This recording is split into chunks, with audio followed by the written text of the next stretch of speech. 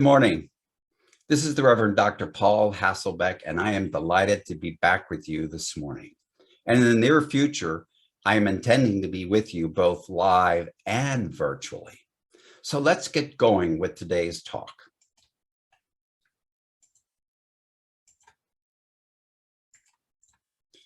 Okay, as always, I want you to sit back and relax. You might get out your cell phone to take pictures of my slides. Just be comfortable. And these are reminders. My email address is alberthasselbeck@gmail.com if you want to reach out to me. My website is paulhasselbeck.com. And the website of my podcast that I do with the Reverend Doctors Bill and Cher Holton is metaphysicalromp2.com.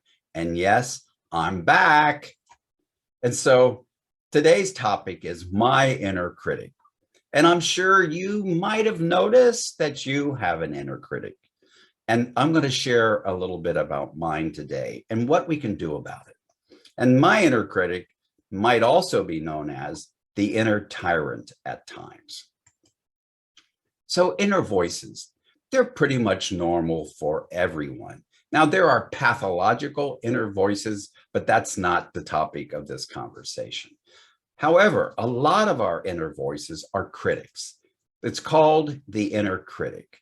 And we develop them as we grow up. And we give a voice to something we have heard said to us as we're growing up. It says things like, "Bad idea, bub. That's not smart. That was stupid. What's wrong with you? You're careless. What does yours say?" Take a moment, think about it. Mine also says, "You're an idiot." And it seems like my inner critic has an inner critic at times. At times, it feels like there's a whole committee up there. And so here's a couple nice quotes from Charles Fillmore. "In his mere human judgment," that's judgment not aligned with our divinity, "man is hard and heartless. He deals out punishment without consideration of motive or cause, and justice goes awry." You see, when our inner critic goes off, we've already judged ourselves and we're getting down on ourselves. We're talking smack to ourselves, and that requires a punishment. Well, the inner critic is punishment enough. He also said this: "Our judgment is often biased." Seems like that's all the time, "and prejudiced. Yet we do not hesitate to think of some form of punishment to mete out to the guilty one." And who's the guilty one? Well, when it's your inner critic talking to you, you're the guilty one.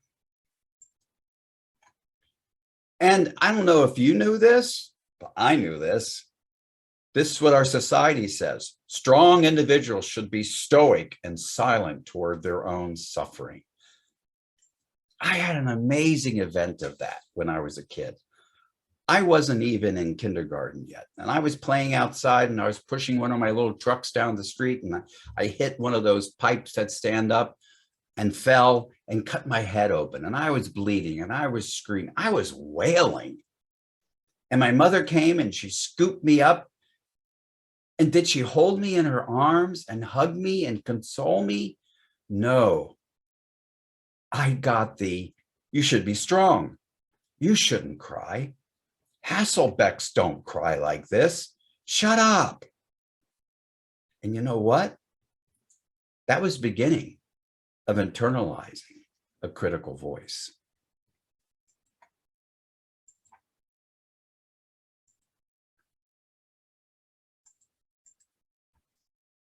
This is something else maybe you were aware of, but didn't have words around it. Self-kindness is not a culturally valued response. And you know, sometimes I'm just like, "Oh, I need a hug." And when I fell, I so needed a loving and kind hug. Do you need that sometimes? Well, there's a way to get that. Yeah. Just try that right now, right where you are, whether you're virtual, whether you're alive. Just hug yourself. Give yourself a real gentle and loving caress. You know what's interesting about that?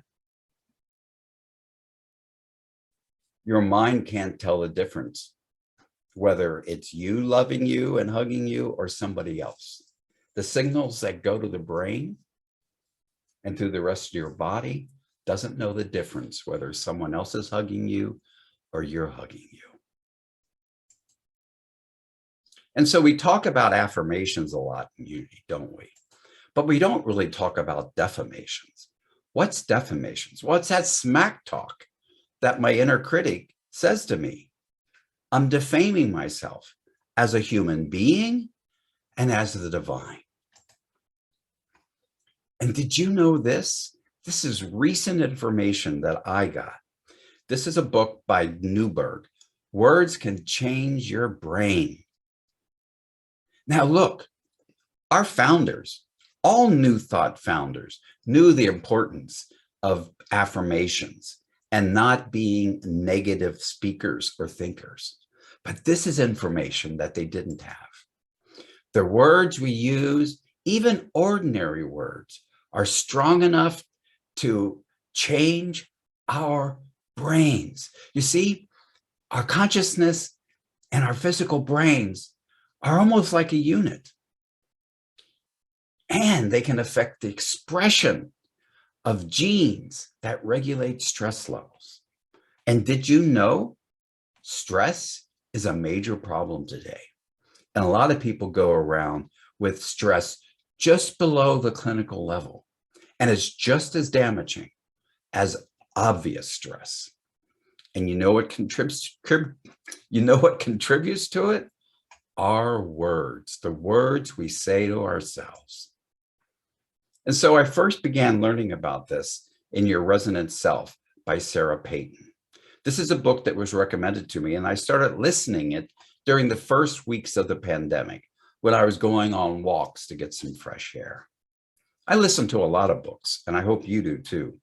In this book, I learned that our amygdala, our internal guard, is always checking to see if we're safe.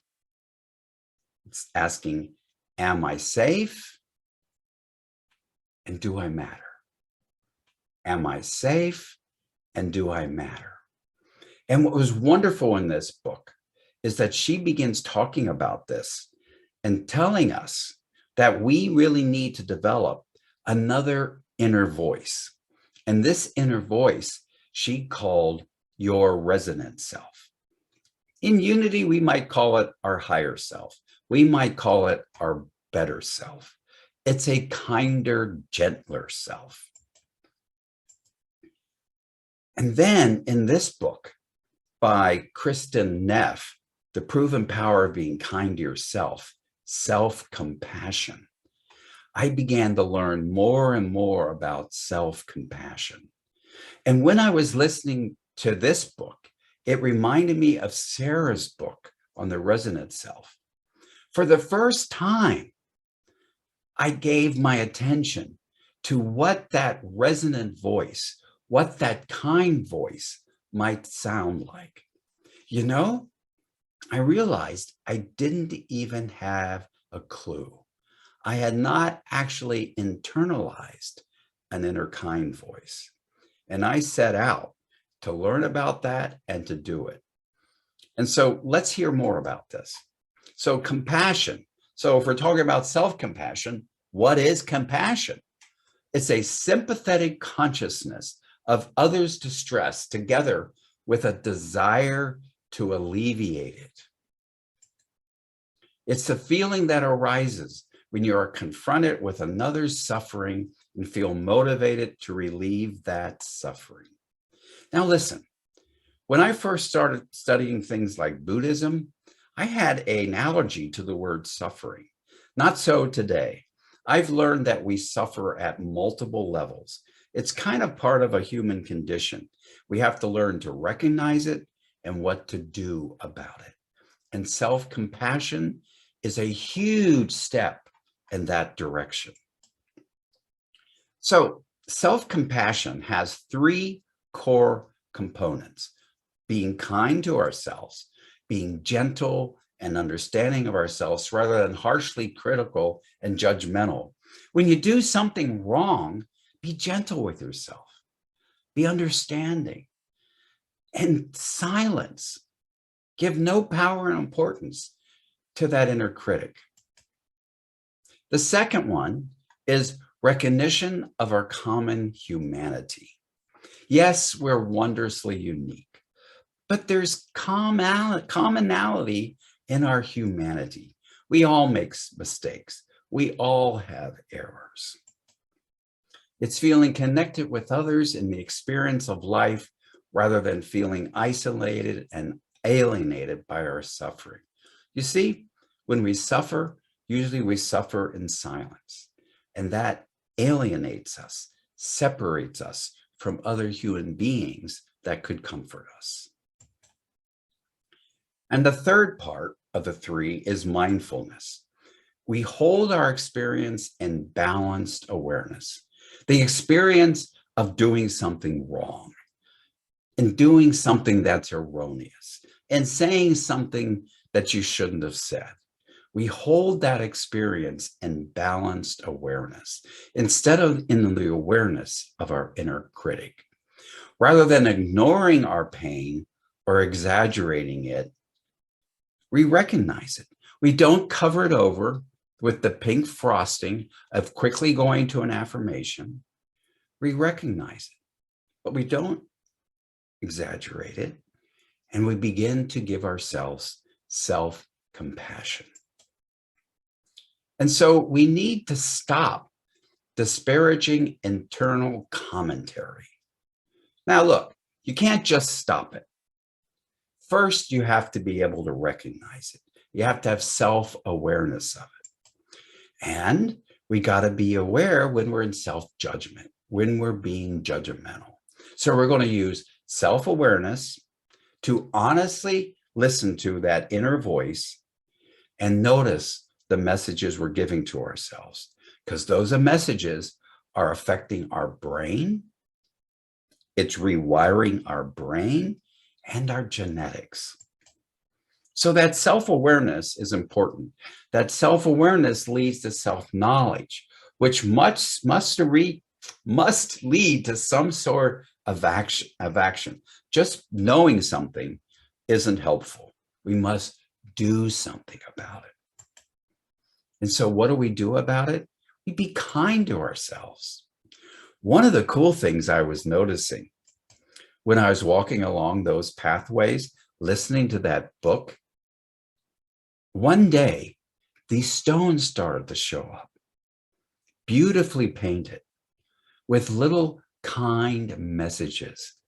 Love yourself. Be kind. Be gentle.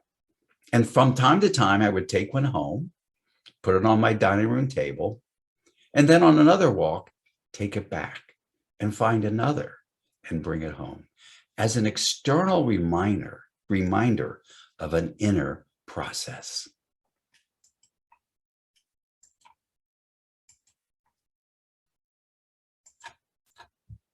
And so we got to be kind to ourselves. Acknowledge what you're going through, your experience. Name it. I feel sad. I feel frustrated. I feel angry.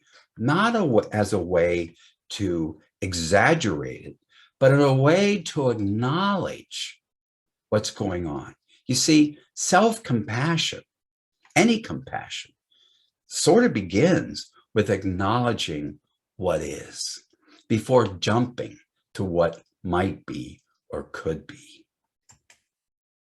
So your kind and supportive self-talk might sound like it's human to err or make mistakes. Everyone makes mistakes. Life gets bumpy. Things go wrong. I can succeed without being perfect. Not every flaw or weakness needs to be solved now. Isn't that kinder? Isn't that gentler? You might want to think about writing down some phrases like this so you have them handy, so you can remind yourself. And one of the things I do is I have these phrases. So I err. I notice it. And I say, even so, I offer myself kindness and grace. Or, in spite of this, I love myself just as I am. And then some of these other ones I learned from tapping. That in tapping, you recognize this kind of thing. And then you say something like, even so, I love and honor myself. It recognizes what is and what is at a kinder, gentler level. In spite of this, I love and accept myself. In spite of screwing up and saying the wrong thing, I love, honor, and accept myself.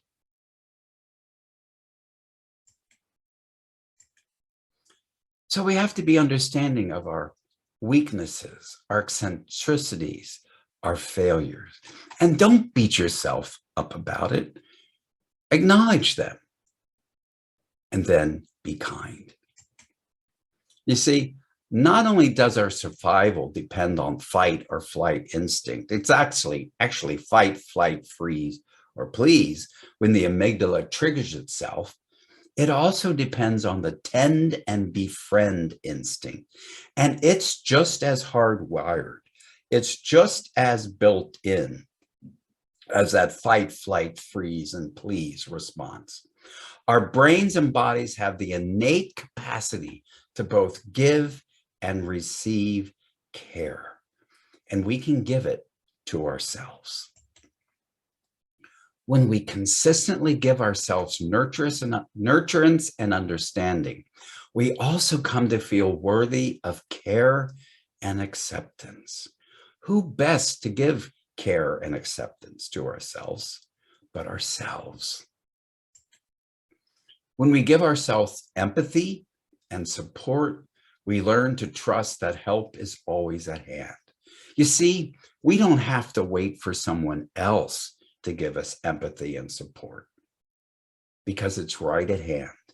You can give it to yourself. You can be kind. You can offer yourself grace. When we wrap ourselves in the embrace of self-kindness, we begin to feel safe and secure. You see, that hug that conveys feelings of love and care and tenderness, something else is happening in your body at the same time. Physical touch, this gentle, kind physical touch, releases a chemical, oxytocin. It reduces fear and anxiety.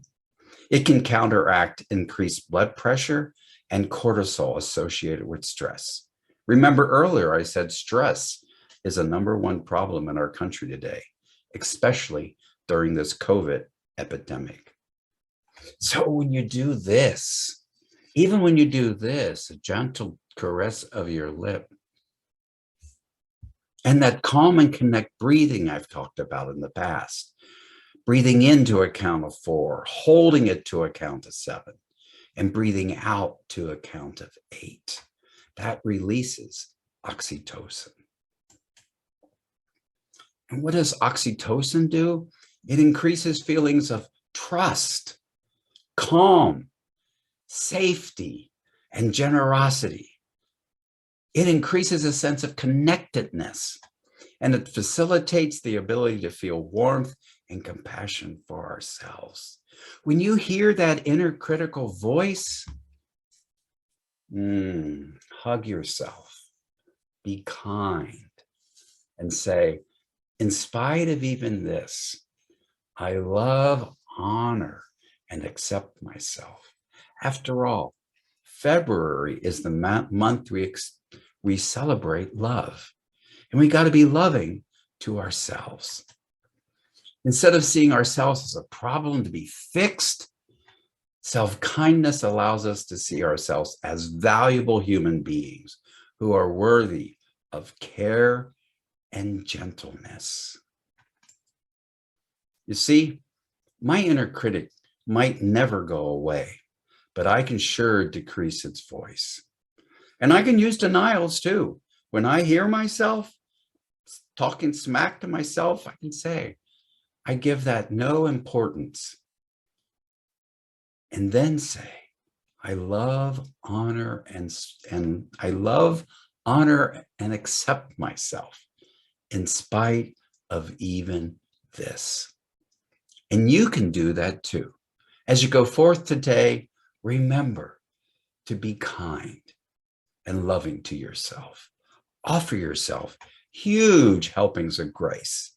And remember to embrace yourself and love yourself at depth. Thank you for listening.